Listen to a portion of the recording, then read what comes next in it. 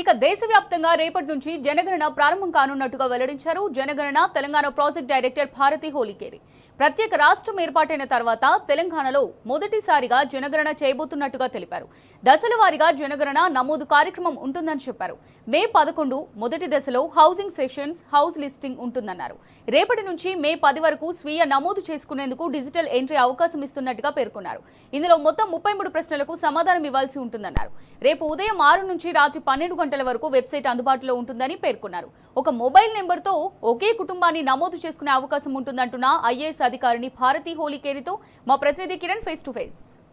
వ్యాప్తంగా జనగణన ప్రారంభమైంది. తెలంగాణలో కూడా రేపటి నుంచి ప్రారంభమవుతున్నటువంటి నేపథ్యంలో అసలు తెలంగాణలో ఈ జనగణన ఎట్లా చేపట్టబోతా ఉన్నారు, ఎట్లాంటి అంశాలు ఇందులో చేర్చాలి, మనతో మాట్లాడడానికి ఐఏఎస్ అధికారిని భారతి హోలికేరి గారు మనతో పాటు ఉన్నారు. తెలంగాణ రాష్ట్ర జనగణనకు సంబంధించినటువంటి ప్రాజెక్ట్ డైరెక్టర్ కూడా తాను ఉన్నారు కాబట్టి తనతో మాట్లాడేటువంటి ప్రయత్నం చేద్దాం. మేడం, ఈ జనగణన ఎప్పటి నుంచి ప్రారంభమవుతుంది, ఎప్పటిలోగా క్లోజ్ అయ్యేటువంటి అవకాశాలు ఉంటాయి? జనగణన అనేది దేశంలో 2 విడతలో చేస్తాము. మొదటి దశ అంటే మనము హెచ్ఎల్ఓ ఆపరేషన్ అంటాము. అంటే దాన్ని house listing and housing census అని పిలుస్తాము. అంటే తెలుగులో చెప్పాలి అంటే ఇండ్ల జాబితా మరియు ఇండ్ల గణన అంటాము. ఇది మనకి రేపటి నుంచి, అంటే రేపు ఎందుకు చెప్తున్నానంటే 30 రోజుల పాటు ఉండేది ఈ ఒక మొదటి దశ మనకి మే 11వ తేదీ నుంచి జూన్ 9వ తేదీ వరకు ఉంటుంది. కానీ దాంట్లో భాగంగానే మనము ప్రజలకి ప్రథమ భారీగా ఒక స్వీయ గణన అవకాశాన్ని కూడా ఇస్తున్నాము. ఆ స్వీయ గణన అనేది తెలంగాణలో రేపటి నుంచి, అంటే ఏప్రిల్ 26వ తేదీ నుంచి మే 10 తేదీ వరకు కూడా ప్రజలకందరికీ కూడా అందుబాటులో ఉండబోతుంది. దీన్ని వాళ్ళు యాక్సెస్ చేసుకోవచ్చు. sc.census.gov.in అనే ప్రత్యేకమైన డెడికేటెడ్ వెబ్ పోర్టల్ ఉంటుంది. దీని ద్వారా వాళ్ళు స్వీయ గణన చేసుకోవచ్చు. స్వీయ గణన అంటే ఈ మన మొదటి దశలో ఉన్న 33 క్వశ్చన్ కి సంబంధించిన డేటా మొత్తం మీ ఇంటికి ఎన్యుమరేటర్ రాకముందే మీరే ఈ పోర్టల్ ద్వారా ఫిల్ చేసేసి సబ్మిట్ చేయొచ్చు. అలాంటి డేటా ఎన్యుమరేటర్ మీ ఇంటికి వచ్చినప్పుడు దానికి సంబంధించిన ఒక ఐడి జనరేట్ అవుతుంది కాబట్టి ఐడి ఇచ్చేస్తే ఆయన ఒకసారి దాన్ని కన్ఫర్మ్ చేసేసుకుని సబ్మిట్ చేసేస్తారు. సో దీని వల్ల ఏదంటే ప్రజలకి డైరెక్ట్ గా నేరుగా ఈ ఒక ప్రక్రియలో భాగవహించడానికి ఒక మంచి అవకాశం ఇది. అలాగే ఎన్యుమరేటర్ వచ్చినప్పుడు ఆయన టైం గానీ లేదా ఒక ప్రజల టైం గానీ కూడా ఆదా అవుతుంది. కాబట్టి తెలంగాణలో ప్రతి ఒక్కరు కూడా ఈ ఒక అవకాశాన్ని సద్వినియోగం చేసుకోవాలని కోరుతున్నాను. చాలా మందికి అంటే టెక్నాలజీ మీద చాలా మందికి ఐడియా ఉంటుంది, కానీ కొన్ని విలేజ్ లో ఉన్నటువంటి వాళ్ళకు అవగాహన ఉండకపోవచ్చు. అక్కడ ఎట్లాంటి చర్యలు చేపట్టబోతున్నారు? ఈ సెల్ఫ్ ఎన్రోల్మెంట్ కు సంబంధించి అక్కడ ఎట్లాంటి చర్యలు తీసుకుంటారు? ఈ సెల్ఫ్ ఎన్యుమరేషన్ అనేది చాలా సింపుల్ గా యూజర్ ఫ్రెండ్లీగా ఉన్న ఒక యాప్ ఇది. అలాగే క్వశ్చన్స్ కూడా చాలా వరకు డేటా ఎంటర్ చేయవలసిన అవసరం ఉండదు. అక్కడ ఆల్రెడీ ప్రతి ఒక్క క్వశ్చన్స్ కి కోడ్ ఉంటాయి.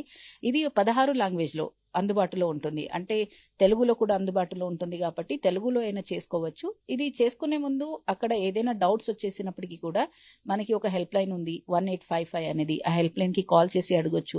లేదా ఆ పోర్టల్లోనే చాలా క్లియర్ గా టిప్స్ గానీ లేదా ఒక ట్యుటోరియల్ వీడియో ఉంది. అంటే ఎలా ఏది చెయ్యాలి అనేది కూడా చాలా సులభంగా వివరించే ఒక వీడియో ఉంది. అక్కడ FAQs ఉన్నాయి, ఫ్రీక్వెంట్లీ ఆస్క్డ్ క్వశ్చన్స్.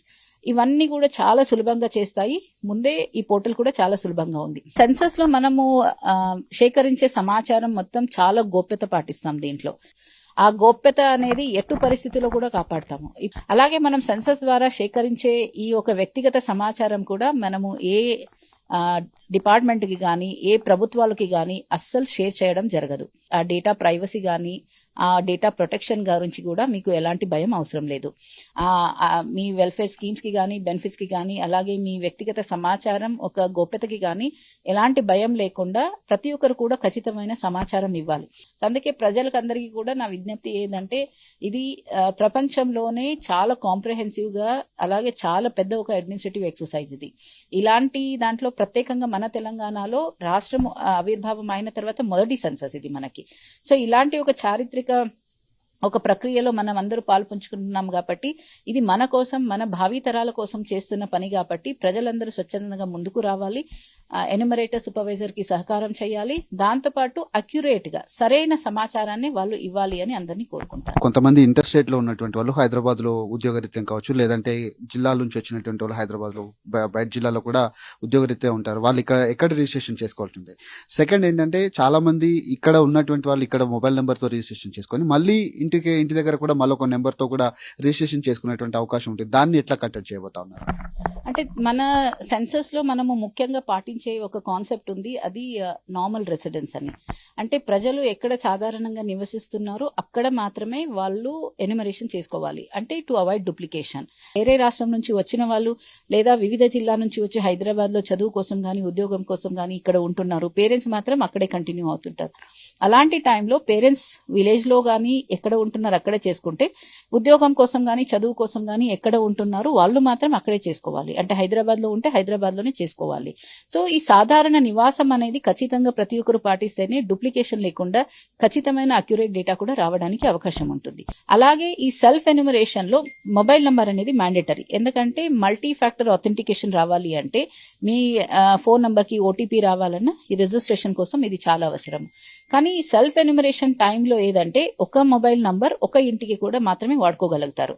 ఒకే మొబైల్ నంబర్ ని 2 హౌస్ హోల్డ్ రిజిస్ట్రేషన్ కి మీరు వాడుకోలేరు. సో అది అలాగే మీరు ఇండియాలో ఎక్కడ ఉన్నప్పటికీ కూడా తెలంగాణలో రిజిస్ట్రేషన్ ఈ స్వీయ గణన చేసుకోవచ్చు. అది కూడా రేపటి నుంచి ఏప్రిల్ 26 నుంచి మే 10 వరకు మాత్రమే మనం చేసుకోగలం. ఇది వారు చెప్తున్నటువంటి పరిస్థితి కనబడుతుంది. రేపటి నుంచి ఈ సెల్ఫ్ ఎన్రోల్మెంట్ కూడా స్టార్ట్ అవుతుంది. ఖచ్చితంగా ఎక్కడున్నటువంటి వ్యక్తులు అక్కడే రిజిస్ట్రేషన్ చేసుకోవాలి. ఖచ్చితంగా మీ వివరాలన్నీ కూడా గోప్యంగా ఉంచబడతాయి. ఖచ్చితంగా ఉన్నటువంటి అక్యురేట్ సమాచారాన్ని మాత్రమే ఇవ్వాలంటూ కూడా తాను కోరుతున్నటువంటి పరిస్థితులు కనిపిస్తున్నాయి. కెమెరామెన్ లక్ష్మణ్తో కిరణ్ టీ న్యూస్, హైదరాబాద్.